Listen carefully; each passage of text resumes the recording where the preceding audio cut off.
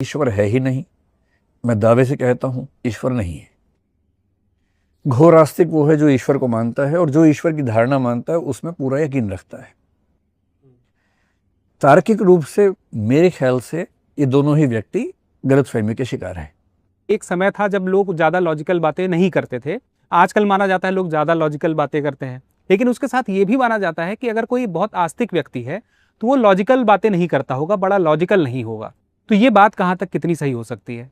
दिक्कत यह है कि हम आस्तिक और नास्तिक को ब्लैक एंड व्हाइट में देखते हैं, डाइकोटमी में, कि ये नास्तिक ये आस्तिक। अब सच देखेंगे तो पूरा एक स्पेक्ट्रम है जिसमें घोर नास्तिक से लेके घोर आस्तिक के बीच में कई लेवल्स आते हैं।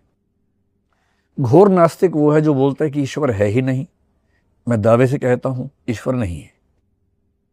घोर आस्तिक वो है जो ईश्वर को मानता है और जो ईश्वर की धारणा मानता है उसमें पूरा यकीन रखता है। तार्किक रूप से मेरे ख्याल से ये दोनों ही व्यक्ति गलतफहमी के शिकार हैं। जो साइंटिफिक टेम्पर का आदमी होगा, तार्किक व्यक्ति होगा, वो इनके बीच में होगा। बीच में कैसे हो सकता है? जैसे मान लीजिए मैं ये मानता हूं कि भाई जो साबित होगा मैं वही मानूंगा, बाकी नहीं मानूंगा, क्योंकि ईश्वर नजर नहीं आता है। तो ईश्वर है ये साबित करने की जिम्मेदारी, ये honours of proof, burden of proof किसके ऊपर है? जो कहता है कि ईश्वर है। जो कहता है कि नहीं है उसके ऊपर तो बर्डन ऑफ प्रूफ नहीं आना चाहिए। मसलन अगर मैं आपसे कहूं कि आपकी और मेरे बीच में लाल प्रकाश की रेखा है, कि आपको दिख रही है? आप कहेंगे नहीं दिख रही है। और अगर मैं कहूं कि मुझे दिख रही है, और फिर मैं कहूं कि आप कहें कि साबित करो, मैं कहूं मैं साबित नहीं कर रहा, तुम साबित करो कि नहीं है। आप कहेंगे मैं क्यों साबित करूं, मैं तो कह ही नहीं रहा। जो कह रहा है साबित तो वो करेगा। ठीक वैसे ही अगर आपको ईश्वर में विश्वास है और किसी को नहीं है, तो साबित करने की जिम्मेदारी किसकी है? जो दावा कर रहा है। जो दावा नहीं कर रहा उसकी जिम्मेदारी नहीं है। लेकिन एक लॉजिकल इमेजिनेशन के रूप में ये मानना बहुत अजीब नहीं है कि इस पूरे संसार के पीछे कोई परम शक्ति हो सकती है, होनी चाहिए। अब 3-4 लेवल्स हो सकते हैं। जो कायदे का वैज्ञानिक और तार्किक व्यक्ति होगा वो तो ये कहेगा कि भाई मैंने खूब कोशिश कर ली, मैं ईश्वर साबित नहीं कर सकता। और जिन लोगों ने ईश्वर को साबित करने की कोशिश की है, मैंने उनके प्रमाण पढ़ लिए, उनके आर्गुमेंट्स पढ़ लिए, वो भी बहुत मीनिंगफुल है नहीं। जिन्होंने ईश्वर को खारिज करने के प्रमाण दिए हैं वो भी मीनिंगफुल नहीं है, सच में नहीं है। तो मैं बटा हुआ हूं, मैं परेशान हूं, मैं बेचैन हूं कि ईश्वर है या नहीं। अब मेरे पास 2 ऑप्शन हैं, या तो मैं हड़बड़ी में इनमें से एक फैसला मान लूं, या मैं कहूं कि जब तक फैसला नहीं होगा मैं वेट करूंगा। जो वेट करते हैं उनको बोलते हैं एग्नोस्टिक्स, अज्ञेयवादी। मैं उसी कैटेगरी में आता हूं कि हम वेट कर रहे हैं, जब फैसला होगा होगा, तब तक हमारा काम चल रहा है उसके बिना नहीं। पर मैं वेट करूंगा तो सवाल है कि मेरे व्यावहारिक जीवन में ईश्वर होगा या नहीं। इसके भी 2 ऑप्शंस हैं। कुछ लोग कहते हैं कि जब तक साबित नहीं होगा तब तक हम धार्मिक जीवन नहीं जिएंगे। कुछ कहते हैं ना, जब तक साबित नहीं होगा कि ईश्वर नहीं है हम मान के चलेंगे कि है, क्योंकि मानने से हमें मनोवैज्ञानिक फायदा होता है।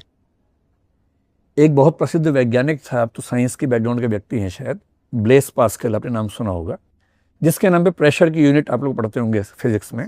उसी पास्कल की बात कर रहा हूं। 17वीं सेंचुरी फ्रांस का वैज्ञानिक था। पास्कल के सामने भी एक दुविधा थी। पास्कल मैथमेटिशियन भी था, फिजिसिस्ट भी था और एक धार्मिक व्यक्ति भी था, और अंतिम हिस्से में जीवन के बहुत धार्मिक हो गया था। उसको कुछ ऐसे रहस्यात्मक अनुभव हुए कि वो धार्मिक हो गया बहुत ज़्यादा। और उसने कहा, being a scientist and being a mathematician, साबित तो कुछ होता नहीं है, पर मैंने ये महसूस किया कि अगर मैं ईश्वर को मान लेता हूं तो मेरा जीवन ज़्यादा आसान हो जाता है। फिर एक आर्गुमेंट भी दिया कि अगर ईश्वर है और मैंने नहीं माना तो बाद में दंड मिलेगा, नहीं है और मान लिया तो कोई नुकसान की बात नहीं है। तो कॉस्ट बेनिफिट एनालिसिस में ईश्वर को मानना बेहतर बात है, तो मान लेते हैं। उसने माना। 19वीं सेंचुरी के अंत में, 20वीं सेंचुरी की शुरुआत में अमेरिका में एक व्यक्ति हुए, विलियम जेम्स, अमेरिकन साइकोलॉजी के फादर माने जाते हैं। और विलियम जेम्स पर बुद्ध का भी असर हमें दिखता है, क्योंकि बुद्ध ने कहा कि आत्मा नहीं है, चेतना की का प्रवाह है, स्ट्रीम ऑफ कॉन्शियसनेस है। ये बात जेम्स ने भी कही। विलियम जेम्स ने सेम बात कही कि ईश्वर है या नहीं हम साबित ना कर पाए हैं, ना कर पाएंगे। पर जब साबित ना ये हो रहा है ना वो हो रहा है, तो फिर मैं क्या देखूंगा? वो प्रैग्मेटिक फिलोसफर है। प्रैग्मेटिज्म का मतलब है कि जो व्यावहारिक रूप से फायदे में है उसको मानेंगे। उसने कहा मैं मनोविज्ञान का प्रोफेसर भी हूँ, विद्यार्थी भी हूँ, और मैं मानता हूँ कि ईश्वर को मान लेने से सुकून, शांति, विनम्रता ज़्यादा होती है। तो जब साबित होगा कि नहीं है तब का तब देखेंगे, तब तक के लिए मैं मानना चाहता हूँ, मैं मानूंगा।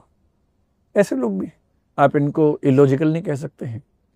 तो लॉजिकल व्यक्ति ऐसा नहीं होता कि रेडिकल एथीस्ट होगा या रेडिकल थीस्ट होगा। बीच की बहुत स्थितियाँ हो सकती हैं। एग्नोस्टिसिज्म मुझे लगता है कि सबसे अच्छी स्थिति है। प्रैक्टिकल और सॉफ्ट थीइज्म जो मैंने आपको बताया इन लोगों का, कि प्रैक्टिकली मानेंगे, सैद्धांतिक रूप से हम जानते हैं कि साबित नहीं हो सकता, ये मान लेंगे। कुछ लोग संदेह में रहते हैं, जैसे डेविड ह्यूम रहा, संदेहवादी होते हैं, वो भी अच्छे हैं। वो खारिज नहीं कर रहे, सिर्फ ये कह रहे हैं कि मुझे डाउट है, मैं स्केप्टिकल हूँ, मुझे क्लैरिटी नहीं है, और जब तक क्लैरिटी ना मिले मैं कैसे मानूं। जो घोर ईश्वरवादी हैं उनमें से बहुत लोग ऐसे जो तार्किक नहीं हैं। जब आप ईश्वरवादी होंगे तो आप कई ऐसी धारणाएं मानेंगे। आपने अगर दर्शन पढ़ा हो तो ईश्वर की धारणाओं में एक होती है सगुण धारणा, एक निर्गुण धारणा होती है, पर्सनलिस्टिक, इम्पर्सनलिस्टिक।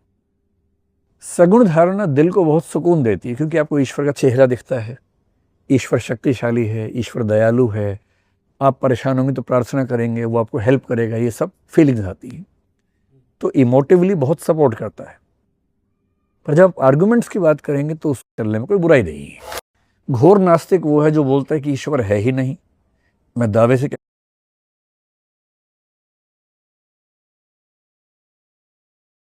वादी होते हैं, वो भी अच्छे हैं। वो खारिज नहीं कर रहे, सिर्फ ये कह रहे हैं कि मुझे डाउट है, मैं स्केप्टिकल हूँ, मुझे क्लैरिटी नहीं है, और जब तक क्लैरिटी ना मिले मैं कैसे मानूं। जो घोर ईश्वरवादी हैं उनमें से बहुत लोग ऐसे जो तार्किक नहीं हैं। जब आप ईश्वरवादी होंगे तो आप कई ऐसी धारणाएं मानेंगे। आपने अगर दर्शन पढ़ा हो तो ईश्वर की धारणाओं में एक होती है सगुण धारणा, एक निर्गुण धारणा होती है, पर्सनलिस्टिक, इम्पर्सनलिस्टिक। सगुण धारणा दिल को बहुत सुकून देती है, क्योंकि आपको ईश्वर का चेहरा दिखता है, ईश्वर शक्तिशाली है, ईश्वर दयालु है, आप परेशान होंगे तो प्रार्थना करेंगे, वो आपको हेल्प करेगा, ये सब फीलिंग्स आती है। तो इमोटिवली बहुत सपोर्ट करता है। पर जब आर्गुमेंट्स की बात करेंगे तो उसको बचाना बड़ा मुश्किल हो जाता वहाँ पर, क्योंकि इतने डिफ़िकल्ट आर्गुमेंट्स हैं कि सगुण ईश्वर को बचाना बड़ा मुश्किल है।